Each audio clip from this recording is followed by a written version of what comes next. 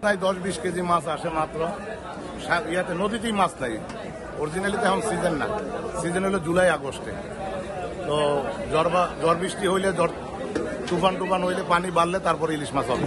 এর আগে ইলিশ মাছের সম্ভাবনা নাই। আর এখনকার যে ওয়েদার, এই ওয়েদারে ইলিশ মাছ হয় না।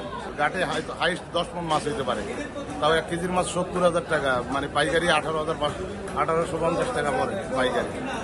আর 800 গ্রামের মাছ হইলে 1500 টাকা। এখন অভিযানের পর আশানুরূপ কোনো মাছ নাই। জেলেরা 2-4টা পোয়া মাছ পায়, পাইলা মাছ পায়, ইলিশ মাছ তেমন নাই। জানি না আমাদের ভাগ্যে কি আছে, সামনে হয়তো আল্লাহ মাছ দিতে পারে। আমার সবাই সেই আশায় আছে। এখন মাছের দাম অতিরিক্ত। 400-500 গ্রামের মাছ এগুলো 48 থেকে 50,000 টাকা মন যায়, 1200 থেকে 1250 টাকা।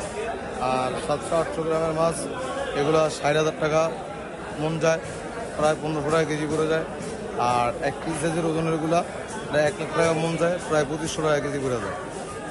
নদীতে মাছ না থাকার কারণে আমরা আড়তদাররা হিমশিম খাচ্ছি।